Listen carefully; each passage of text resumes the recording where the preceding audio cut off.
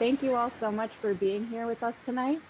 Welcome to Mayflower Wind's Open House series, The Future of Clean Energy is Here. My name is Kelsey Perry, and I am the Community Liaison Officer for Mayflower Wind, and I will also be hosting tonight's event. This is our first event of the series, and as the pandemic circumstances continue to improve, we will look forward to meeting with you all in person, face-to-face, when we have the chance. We have nearly 450 people registered for tonight's open house, and we are really pleased with the level of interest and engagement coming from the local communities. I would also like to acknowledge the presence of many of our elected officials and their staff. Thank you very much for being here. I'd like to introduce you to tonight's speakers. Tonight we have with us Seth Kaplan, our Director of External Affairs, Christopher Hardy, our External Outreach Manager, Joel Southall, our Fisheries Liaison Officer, and myself. As you saw when you registered, these are the topics we're planning to cover during the first half of tonight's event. First, the need and opportunity for offshore wind to fulfill the Commonwealth's net zero carbon emission goals as we address the climate crisis, plans for Massachusetts to be a national offshore wind hub through various investments. For those who have joined us before, an update on our onshore electrical infrastructure plans, our next steps in terms of the permitting and review process for the project, and Joel will briefly touch on our interactions with fisheries and marine users. And before I hand it off to our next speaker, we're going to ask you all a quick polling question. So Kelsey, if you could please push out that first polling question. We are looking to gauge your familiarity with offshore wind energy. So if you could please take a moment to select your answer. And if Kelsey, you want to close the poll, we can go ahead and share those results. Great, so it looks like some people have heard of it. So if you know a bit about offshore wind, and we hope that you'll still learn something new at this event, either about the industry or about our project. And for those who have not heard about it as much, thank you for being here. And we're really pleased to be one of the first steps in your education to learn more about offshore wind. And with that, I will hand it over to my colleague, Seth Kaplan, who will go ahead and kick off our presentation. Thank you very much, Kelsey. So the larger context is that the United States is making a major move into offshore wind, particularly off of the East Coast. Offshore wind is one of the great clean renewable resources that we can tap into in order to meet the electricity needs of our population and to address the climate crisis that we face. Next slide, please.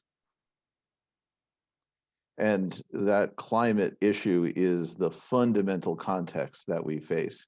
It is of particular importance for highly vulnerable communities like those south-facing communities on Cape Cod and out on the islands. As has been noted, the Woods Hole Oceanographic Institution notes that sections of Cape Cod are eroding as the sea level rises at greater than 1 foot per year. So this is, not to be overly dramatic about it, but an existential threat. And we need to employ all tools, including clean, renewable offshore wind, to combat this, this challenge. Next slide, please. And the analysis done by every reputable source identifies for an area like ours, offshore wind in particular, as being a key step in getting our carbon emissions down. Some of you may have seen in the press today, the International Energy Agency issued a report that once again confirms the major role that clean renewable energy like solar and wind will play in meeting the climate challenge and making a shift to a clean energy economy. And in particular, the resource that we have available here is, as recognized by the Commonwealth, is offshore wind. Next slide, please. And the Mayflower project is an attempt to tap into this resource, which is being mounted by as a partnership between two major energy companies, one of which is Shell, which is a company that is making a transition into being a net zero emissions energy business, and has a deep and long history of energy production, particularly offshore. And in partnership with Ocean Winds, which is itself a joint venture between EDP Renewables and NG, two major energy companies that have deep experience in developing, in particular, renewable energy projects. And those two companies have come together to form Ocean Winds, which is entirely focused on offshore wind. Next slide, please. We are guided by values that we have that come from our sponsors that I was just discussing, and that are at the core of all of our activities. We intend to be good neighbors. We intend to invest in the communities where we work. We are going to make every possible effort to do zero harm, to treat our communities, our people, and the environment with care. And we seek to innovate and build this new and exciting industry. This is for all variety of reasons. Most importantly, because we are beginning this development of this industry, and without innovation, we cannot move forward. And this is where our interest, quite honestly, as a company coincides with that of society. As we innovate, we will drive down the costs that we face and do our job better, while building a better future for everyone. Next slide, please.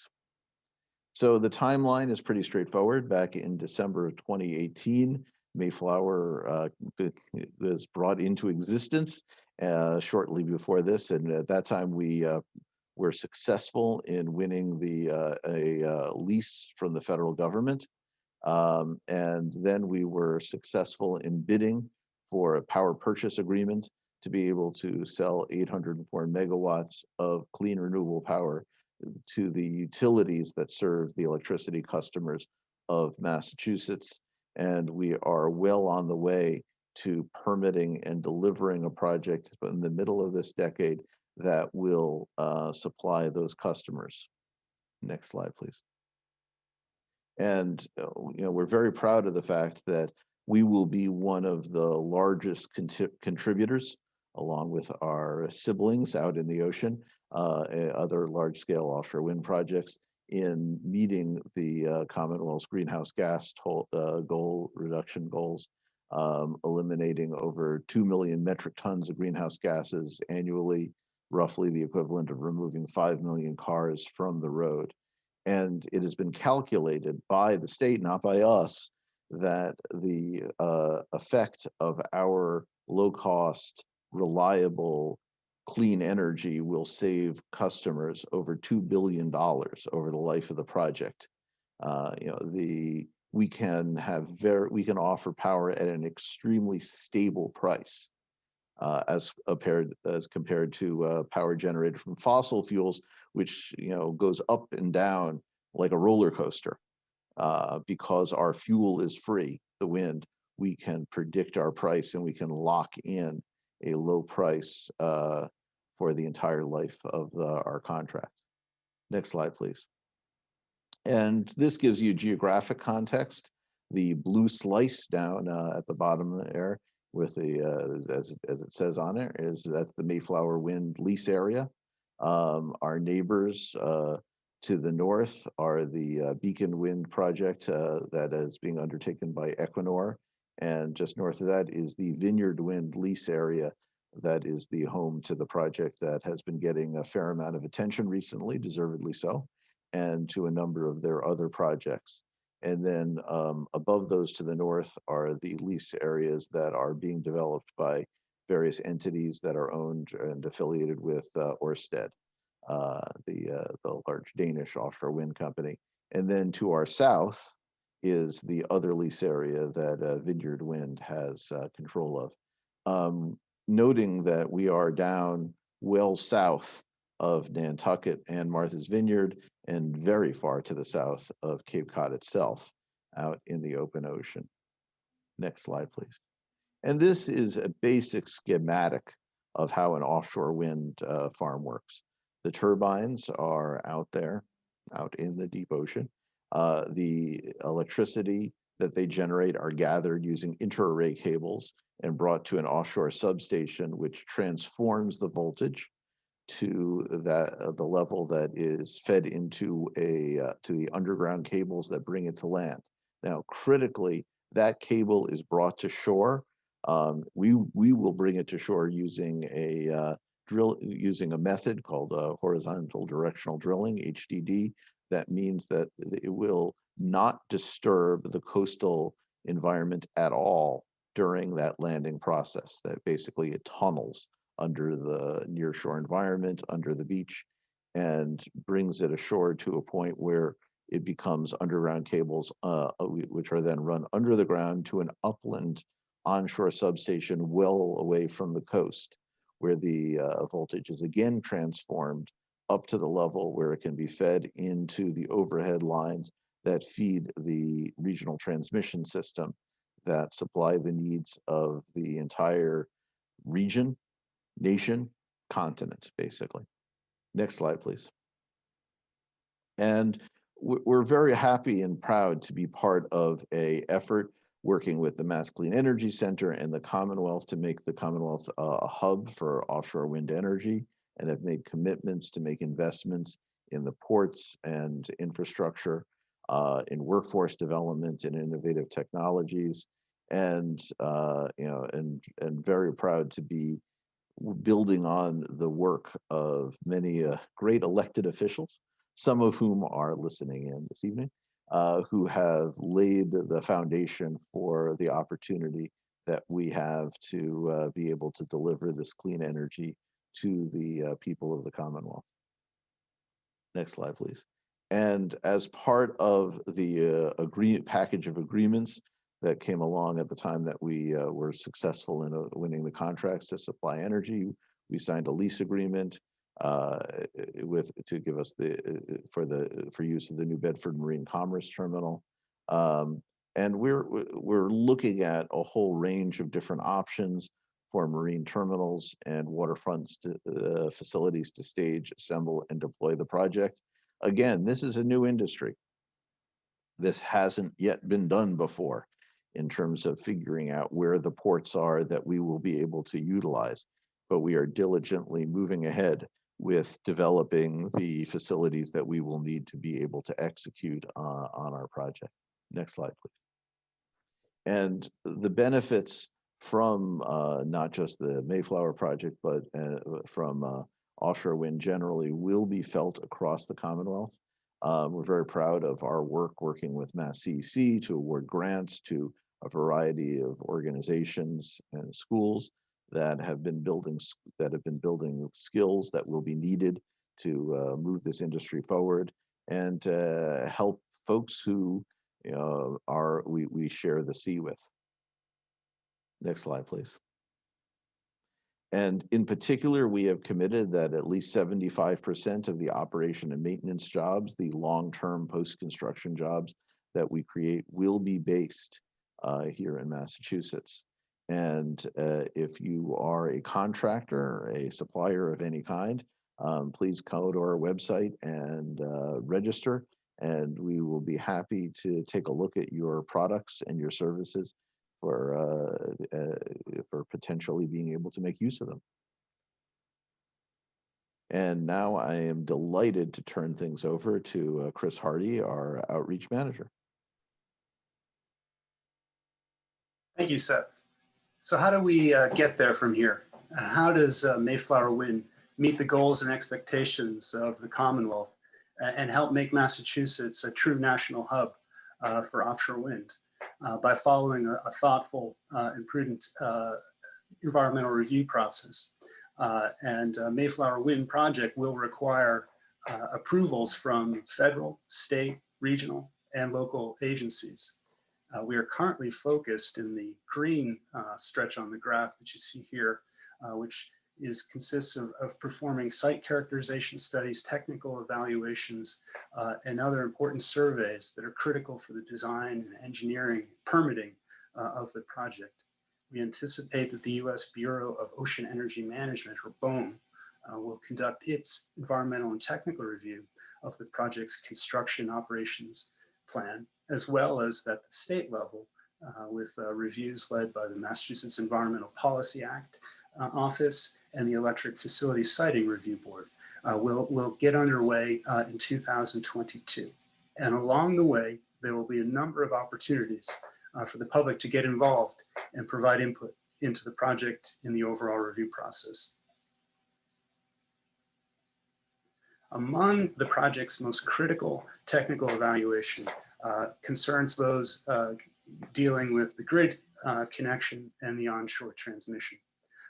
Mayflower Wind is progressing through the process that's led by the regional grid operator, Independent System Operator New England, or ISO New England, which is conducted to ensure that the project can safely and reliably interconnect into the grid as we know it.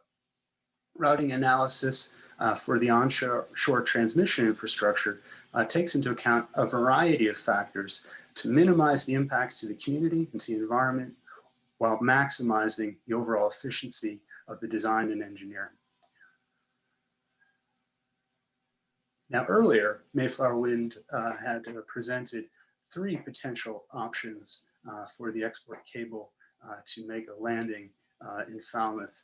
And through an iterative process, we've since narrowed that down to two potential options, one at Surf Drive Beach and one at Falmouth Heights Beach. Now, no final decisions have been made. Those will continue to be evaluated and presented in the regulatory filings that I mentioned earlier. We are committed to working with federal, state, local permitting agencies, local neighborhood associations, and all the residents to ensure that we minimize any community disruption as a result of the selection of one of these sites. Seth had earlier mentioned the use of horizontal directional drilling as the preferred method to reduce the impact to the sensitive environmental resources that are around the beach sites, particularly the eelgrass beds. And as you can see from this particular graphic, the export cable itself would be buried approximately 50 feet below the surface and then come up closer to the surface at a depth of approximately 3 to 10 feet in a more disturbed or parking lot area behind the beach so as to completely avoid making any impacts to the beach. A successful example of this occurred in Falmouth 2014 when Comcast and Eversource built a hybrid fiber optic and electric cable at Surf Drive Beach, and there were no negative impacts. As a result, you can actually go over to Surf Drive Beach, and today you can see what results from the construction. The project photos that you see on the left are not from that particular project, but they demonstrate what the construction of the underground cable would look like through the development of the duct bank and the vault system. But at the end of the day, what the average beachgoer will see would be a manhole cover in the parking lot and all of the infrastructure itself buried below the surface. Now those cables will follow an underground path following existing roads to an onshore substation that will be located far inland to the north in Falmouth. And to demonstrate what the footprint of the substation would look like, we prepared this diagram. And I want to be clear that the Falmouth wastewater treatment site is not a site that Mayflower is looking at, but rather it just so happens that the substation would fit in the area that the water treatment plant currently occupies. So the approximate acreage involved, which is about 25 acres, is the same in these sites. And so that's why we developed this schematic to give you a sense of the scale of the potential onshore substation.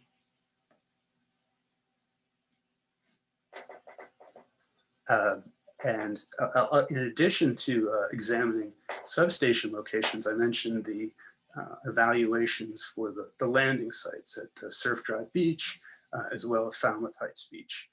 And this year, thanks to the cooperation of the town and the town departments, Mayflower was able to conduct geotechnical investigations at both parking lots, as well as to collect ambient noise measurements to assist in the preparation of mitigation measures during the construction phase.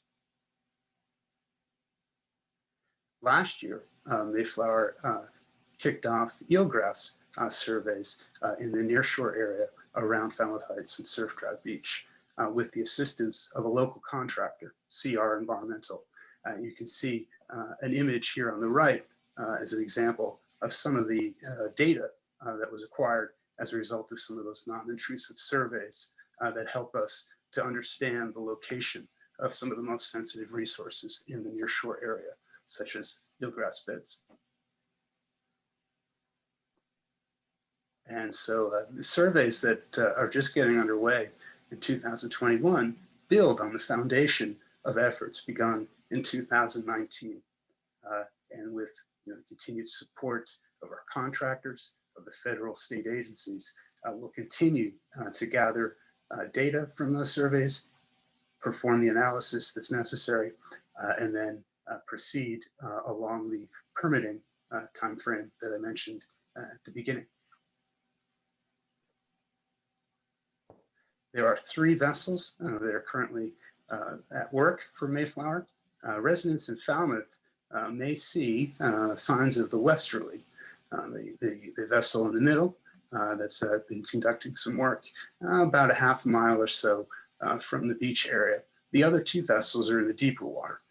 And by the end of Memorial Day, the westerly will have completed its work and will join the other 2 vessels in some of the deeper waters to the south along the export cable route in within the lease area itself, developing geophysical surveys that utilize a variety of non-intrusive techniques to gather data about the subsurface and the surface to help us with our continued evaluation of the siting and infrastructure routing for the project.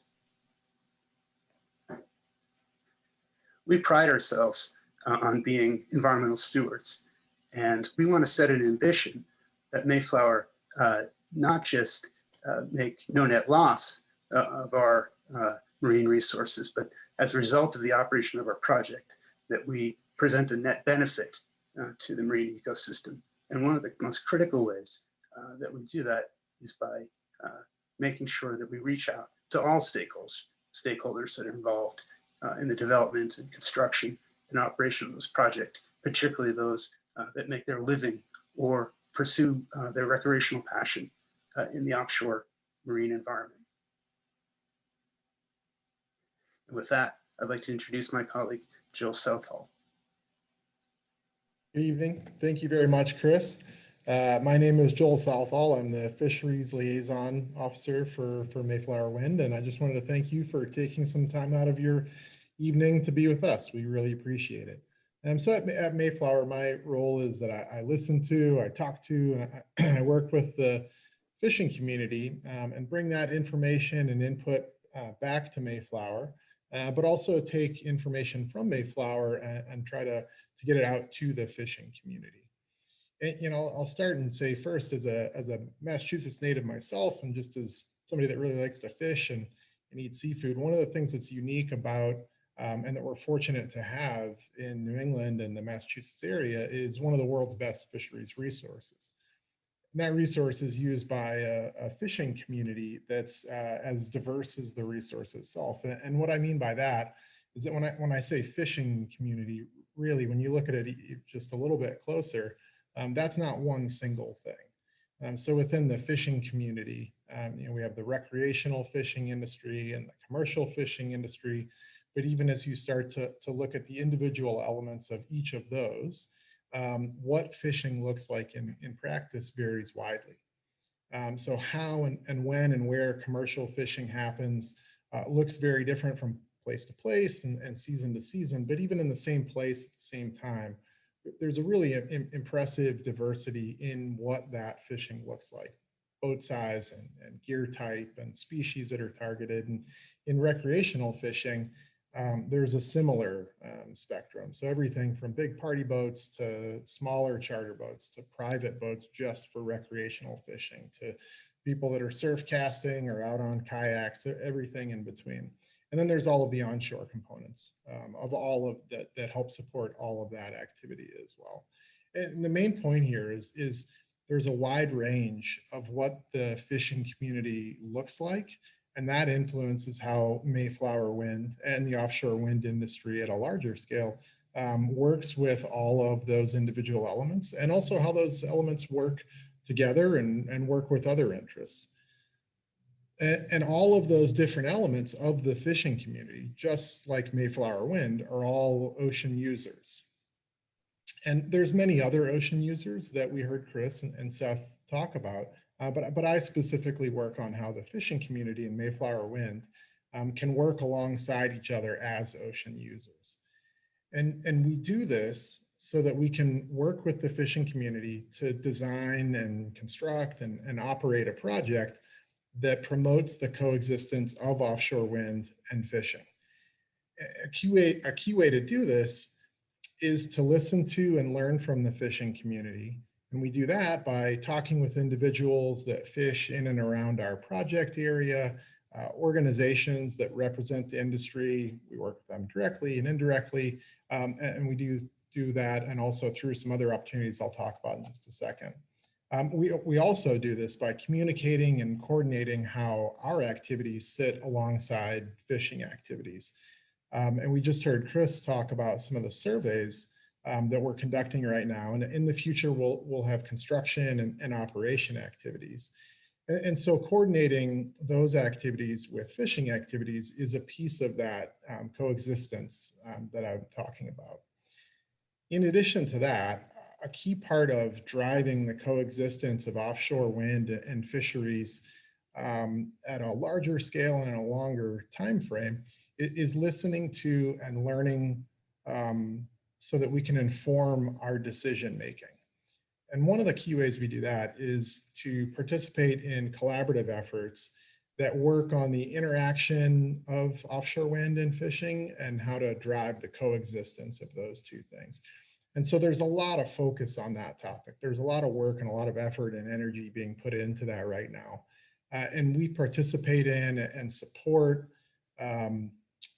a lot of different efforts. And there's a lot of efforts in general that the offshore wind industry and the fishing industry, there's state and regional efforts.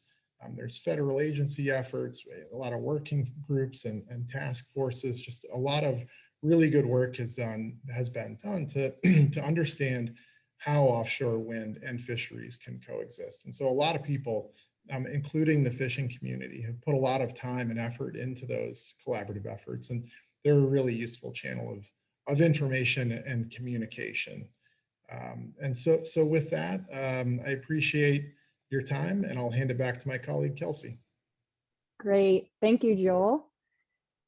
So just to reiterate the commitments we've made throughout this presentation, we are absolutely committed to ongoing community engagement. We look forward to meeting with even more local groups and individuals, both virtually and in person. Our top priority is and will continue to be zero harm throughout all phases of this project. We are committed to environmental stewardship and value any and all input and transparency with our stakeholders. And with economic development and technological innovation at the core of what we do, we're so excited to bring the benefits of offshore wind to Massachusetts and to our local communities. Here is a quick snapshot of our website, mayflowerwind.com. I encourage you to take a peek at our FAQs page for more detailed information about the project that we may have not covered during this presentation. And to stay up to date with our project, you can go to the sign up for updates tab to sign up for our newsletters. And with that, we can transition into the question and answer portion of this event.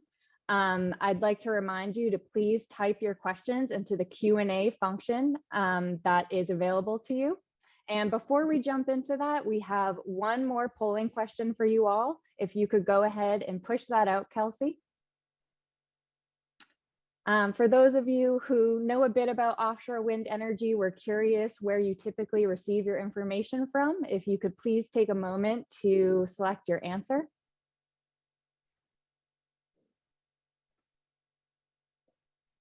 And with that, if you could close the poll and share the results.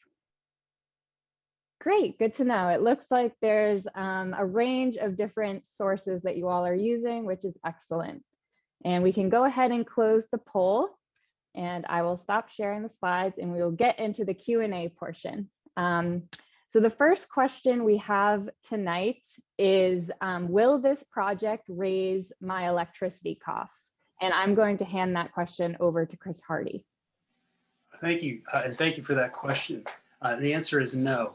The Massachusetts Department of Energy Resources calculated that over the life of the project, Mayflower Wind will save ratepayers an average of 2.4 cents a kilowatt hour on their bills. And as a result of recently enacted federal incentive changes, Mayflower Wind will save customers an additional $500 million, so more than $2.5 billion in savings to ratepayers as a result of offshore wind.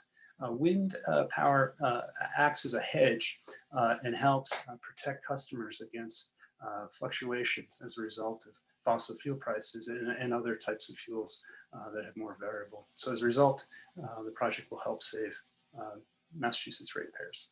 Thank you. Thanks, Chris. The next question we've received is, how many jobs will this project create? And will there be both union and non-union work available? Seth, if you want to take a shot at this question. Well, at this point, it's really hard to come up with great specifics. I mean, the construction jobs associated with a project of this magnitude, when you factor in everything, does come up into well over 1,000 jobs, and we are committed to working with the working with the local community and figuring out the best way to meet the labor needs. One thing that I just want to be very transparent, very honest about is that as a developer, we will be working with a variety of contractors, many of which will have relationships and agreements with labor. We are committed to talking with local labor and seeing what we can work out, in the coming years to see what appropriate arrangements that can be made in order to ensure that there is appropriate participation by local labor in the project. Great, thanks, Seth. Here's another good question for you, Chris. Are the other wind farms using the same onshore substation?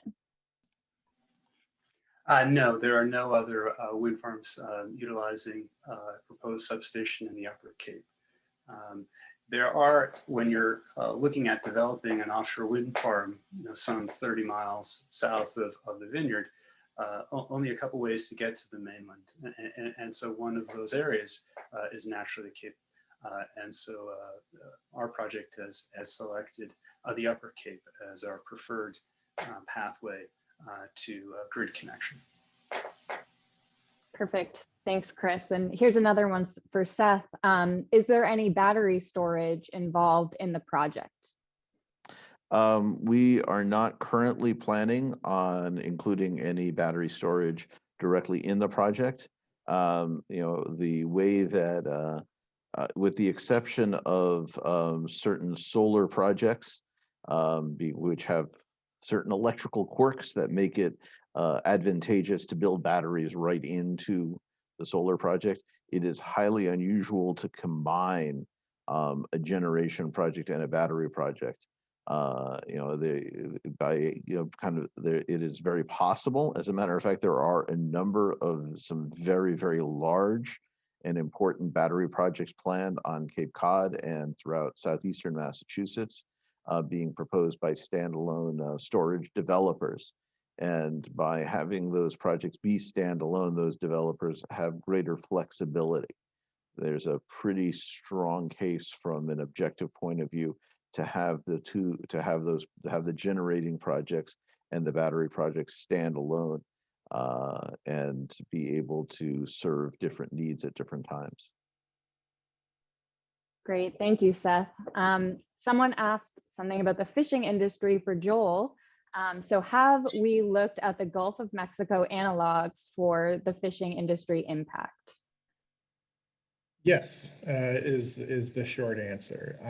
So when we think about how we understand fisheries as a whole, one of the many ways that we do that is to look for analogs from other areas. And the Gulf of Mexico is one of those analogs. So especially with our partner Shell, who has a lot of experience in that area, looking at the interaction of fisheries with structure that's been introduced to the area and the interaction that has with fisheries and fishing. There's been a tremendous amount to learn there.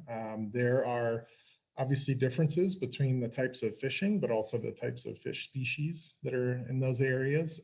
So when we look at examples from other areas, there's lots of very useful conclusions that we can draw and lessons that we can learn.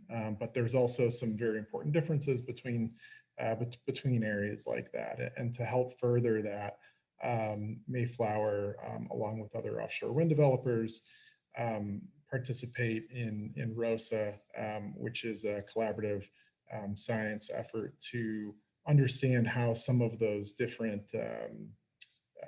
previous studies, like those in Gulf of Mexico and in other areas, sort of all fit together to help us get an understanding of the existing research and knowledge that's already been created. So good question. Thank you. Great, thanks, Joel. Here's another one for Chris. So if you could please explain how much, if any, electromagnetic fields will be in the public streets, and if we have done any studies, and maybe you can also point people to where we have more information on EMF on our website. Sure. Thank you. Thank you for the question. And this is one that we have received from a number of residents in Falmouth. And we're happy to discuss, and we've prepared some public education materials on this topic that are available on the Mayflower Wind website, www.mayflowerwind.com. And there you can find a video of a meeting at the Select Board at the end of 2020, in which a consultant from Gradient, which is a environmental and risk analysis professional firm that Mayflower Wind contracted to help evaluate any potential electromagnetic effects, or EMF, as the question was posed, that could result of the project. Now, I want to take a step back and just explain what the EMF refers to. Both electric and magnetic fields are occurring all around us, and they are in fact being generated as we speak in front of this computer screen. For example, and when later tonight when you brush your teeth with your electric toothbrush, you will also be exposed to these types of EMF fields. And so the question has been posed going back 40 years as to what levels of exposure are safe for humans. And a whole range of studies have been conducted, largely led by leading international public health agencies. And the results of those studies demonstrate that the types of, or the levels of exposure generated by a project of this sort are well within the guidelines that are prescribed by those leading health agencies, are actually within the range of some of those household appliances that I mentioned. I was most surprised myself. I mentioned the electric toothbrush. I must say that I think about that one twice a day now. But in terms of this question, because it helps prepare me for the answer, and armed with that information, I've been able to make the evaluation that this project has been deemed safe and within those guidelines by those leading health agencies. Thank you. Great, thanks, Chris. We have another good question about decommissioning for Seth. So is there a timeline or a plan built in for abandonment of the project if that were to happen? Well, as part of the permitting process, both the state and the federal regulators will require that we have in place what is called a decommissioning plan. A plan to leave no trace behind when the day comes, many decades in the future, that the project is decommissioned. I think it's a far more assertive word than abandonment. And there will be and quite honestly, it's something that is thought about at the time of design. Because if you don't plan for decommissioning, then you do not have the right steps taken at the when you build. We're now getting to the point of the history of offshore wind in Europe where there's the beginnings of the first projects are beginning to be decommissioned, although what is actually seems to be happening, as perhaps predictably, is more a process of repowering, of reusing the sites to be able with newer and better technology. But yes, there will be a complete decommissioning plan. And this is one of the many things that will be presented in voluminous detail in the federal permitting and the state permitting processes that will be upcoming. And it's exactly the kind of thing that I would refer you when they become public to the draft and then final environmental permitting documents that will lay out that decommissioning plan and many other things in enormous detail. Great, thank you, Seth. And here's another question along the lines of permitting. Someone asked, have we submitted our COP? And let me just explain what this means to everyone. The COP is a construction and operations plan that is part of our federal regulatory review process. So if Seth, you want to address that question. The project is under review by the Bureau of Ocean Energy Management. Great, thank you. And another one for Chris. So how deep will these cables be buried underneath residential areas or, underneath the roadway? Sure. The project will follow existing infrastructure and the underground cable from the beach site to the onshore substation will be buried underground, approximately at a depth of about 3 to 10 feet, but that's an approximate, given that there are existing utilities in the same corridor and natural, geographic differences. But at a depth at which, the residents of Falmouth won't, encounter, any infrastructure, it will be safely below the ground. Great, thanks, Chris. Here's a fun one for Joel. So does Mayflower Wind see opportunities for employment or partnerships with New Bedford fishing fleets or personnel? Yeah, definitely.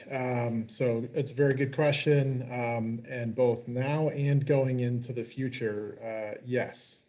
So working with a local community for workforce development is broadly something that we're looking forward to, but also already working with local fishermen to conduct things like scouting. So in advance of doing the surveys that we were talking about earlier, having boats that have local knowledge, being able to go out and understand what's happening in real time on the water for fishing activity in advance of the survey activities to make sure that the surveys can happen alongside fishing activity. So that's one example. Also, we've placed fisheries on board representatives with local fishing experience on some of the survey vessels so that they can serve that role there as well.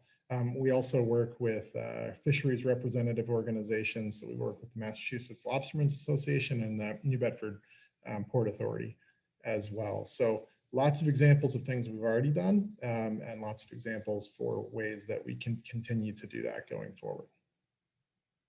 Great, thanks, Joel. And here's a question in regard to our commitments to innovation and technology, Chris. So if you could please explain about the floating wind turbine in our lease area and what that project's all about.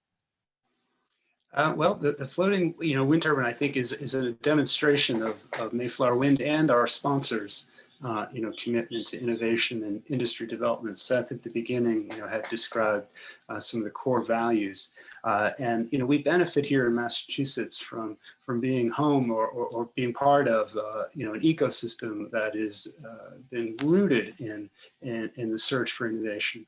And we have some of the most, the leading scientific authorities that are really driving the agenda in many of the fields that are critical to the progress of Mayflower Wind, as well as the industry overall.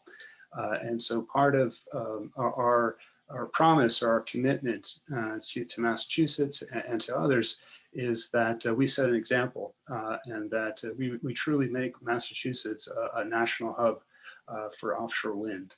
And I think, the incorporation of the floating wind turbine technology, which is sort of the cutting edge and represents the next phase in offshore wind, by incorporating it within the envelope of the existing lease areas, is a testament to our long-term commitment to innovation and working with partners. And that's how innovation occurs. Awesome, thanks, Chris. And innovation and technology is one of our commitments. Another one of our commitments is cultivating a local and a diverse workforce. So Seth, could you speak to how we're going to craft this diverse workforce? Yeah, I mean, we're really proud of the work that we've started to do and that we will be doing going forward with our local institutions. I mean, it's an interesting thing to look up and down the coast at what different states do well and, what resources we have.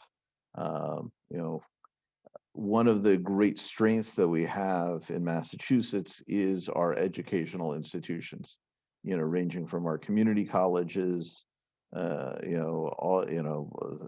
through the four-year colleges, the private, the public, the vocational training high schools, everything that we have. And we are really proud to be working with and look forward to continuing to be working with many of these institutions. We have a wealth of resources, a number of local institutions that some of whom are really making major commitments to certification for the Global Wind Organization safety training, the basic core training that is needed to be able to work on one of these facilities. Because if you can't go out on the water safely, then you shouldn't be out there. And, we are very committed to working with those institutions and ensuring that that the reach goes broad and deep across our communities to ensure that we reach out to to the historically disadvantaged communities, to the folks who really will benefit the most from those jobs and from those training opportunities. Awesome, thanks, Seth. Here's a quick question that I can just address. When do you expect to start generating power? So according to our timeline, we are hoping to start delivering power, over 1,600 megawatts of clean energy by the mid-2020s. So, hopefully mid-decade of this decade. And here's another question for Joel. So will commercial and recreational fishermen be able to fish in between the wind turbines? Yes, is the answer to that. And that's the way that this wind energy area has been designed from the start, since before Mayflower Wind became a company. And since we've continued to work with all sorts of efforts to make sure that continues to be the case. So yes, there is fishermen, both commercial, recreational, the different types we were talking about, will still be allowed to fish in and around the lease area. Great. Thanks, Joel. And for Chris, do the wind turbines withstand severe weather like hurricanes?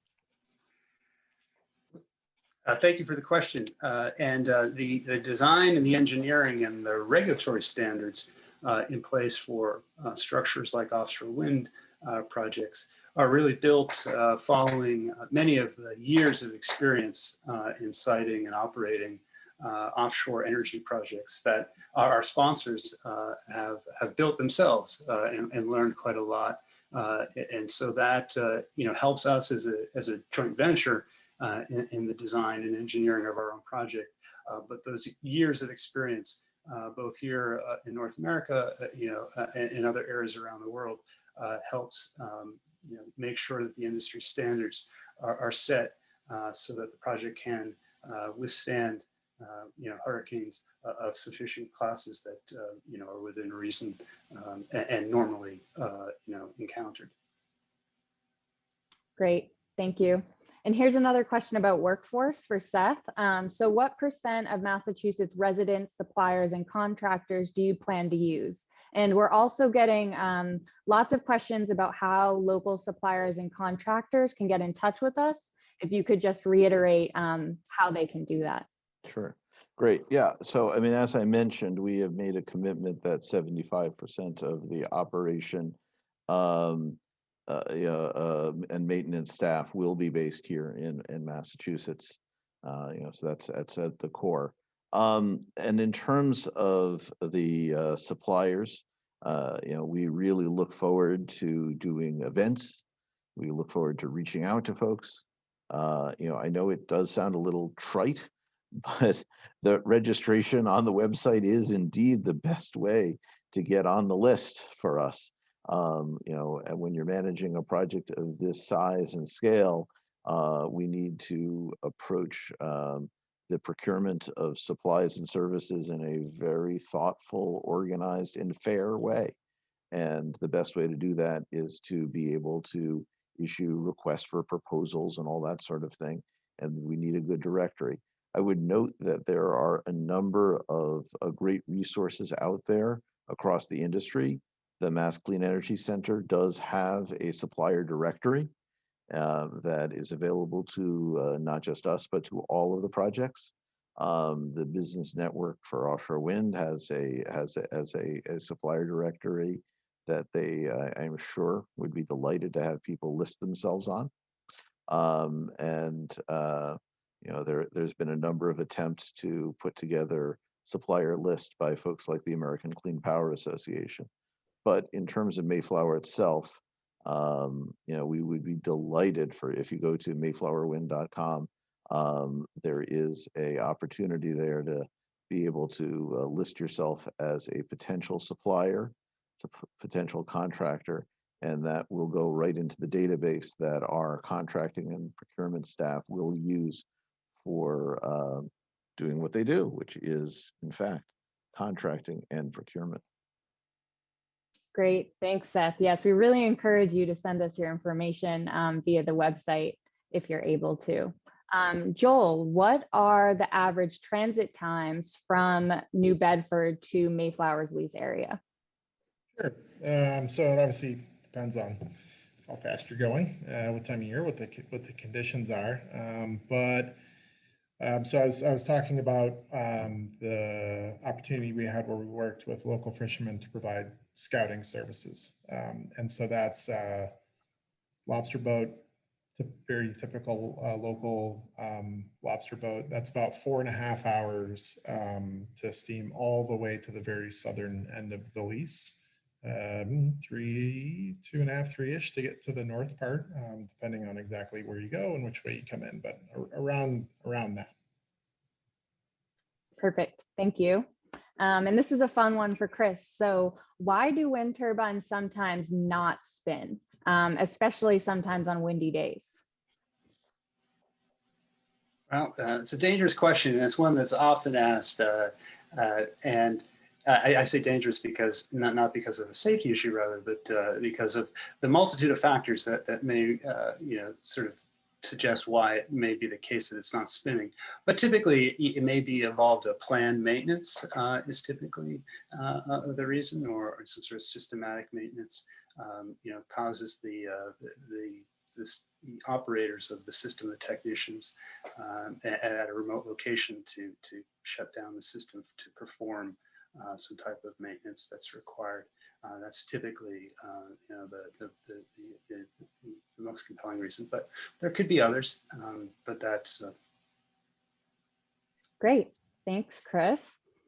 We have lots of questions in the Q&A about maintenance and lifespan and decommissioning. So I'd like to just give our audience a quick recap on how long the turbines and will last technically, or how we would define that, and how they will be maintained.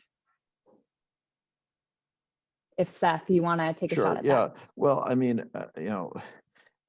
our lease from the federal government is with some give and take regarding construction period and such, is for 33 years.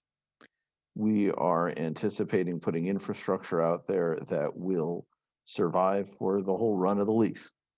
I mean, that's the plan. And that's you ask an engineer to build in a margin for error, they're going to put out there something that will indeed last through that lease term. Optimistically down the line, as I said, I think you can anticipate, and the lease does have opportunities for extension afterwards. There would be environmental and public review regarding such extension. There will be opportunity for repowering down the line, but this is a facility that will be out there for several decades. As I said, the lease term is 33 years, and the infrastructure is going to be designed and built in a manner that can last for that period. Great, thank you, Seth. And here's one for Chris. So someone asked, does the onshore cable go underground too? So maybe you can just reiterate how we plan to bring the cable from the wind farm onshore and what that onshore electrical infrastructure will look like. Sure. So leaving the federal offshore lease area, which is about 30 miles south of Martha's Vineyard and 20 miles south of Nantucket, is an export cable which follows a quarter path to the Upper Cape. That cable would be buried under the ground wherever feasible, and utilizing horizontal directional drilling, or HDD, the cable would be buried at a distance further from the eelgrass beds that occupy the nearshore area around the beach locations.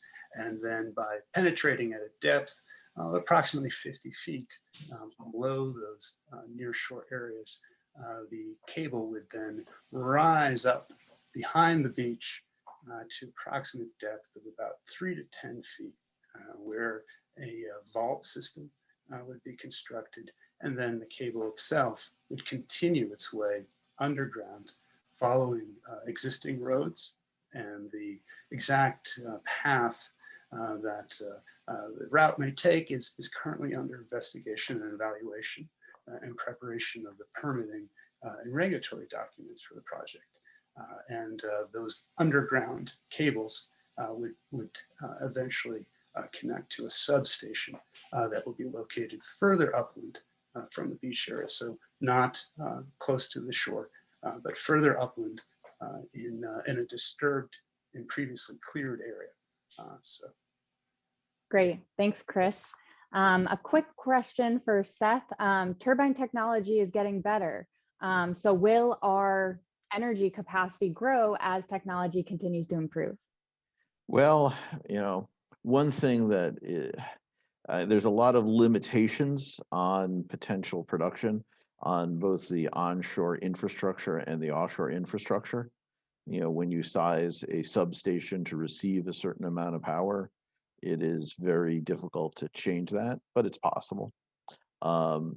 Right now, the way that current technology works, you size the turbines, you size the offshore substation, you size the onshore substation, and that establishes the parameters of what you can generate. Down the line, there is always the potential to be able to upgrade substations to be able to repower with turbines, but that is a pretty big step. Right now, our plan is to design, permit, and build a project that meets our obligations under our contracts. And, we'll provide the amount of clean renewable power that we've said we're going to do. But as we've said several times, we are at the beginning. These are, I got to say, it's kind of funny as someone who's been involved on and off with offshore wind for, God, over 20 years. It's a little funny to say we are at early days in this industry, but we are indeed in early days in this industry. And, we look forward to being part of the launch of a bigger and better enterprise that will serve the public's needs in a clean and efficient manner. Great, thank you, Seth. And just before we wrap up, we have received lots of questions about ports and fishing fleets. Joel, if you could just really quickly reiterate how folks can get in touch with you about that. Yeah, sure thing. So I can provide my contact information by contacting people with those questions, but also my email is joel.southall@mayflowerwind.com. So definitely happy to do that. Also, I participate in the joint developer port hours that we've done at New Bedford and also in Point Judith. And we've done those the Thursday and Friday of the second week of every month. So try to be down there. And if you email the email address that you have there, or joel.southall@mayflowerwind, I'd be happy to get back to you. Great, thank you, Joel. And that concludes the question and answer portion of our event. Just a reminder, for those questions we were not able to get to, we received lots. We will try our best to follow up with all of you individually. This event has been recorded and will be available on our website along with the PDF of the slide deck that was shown.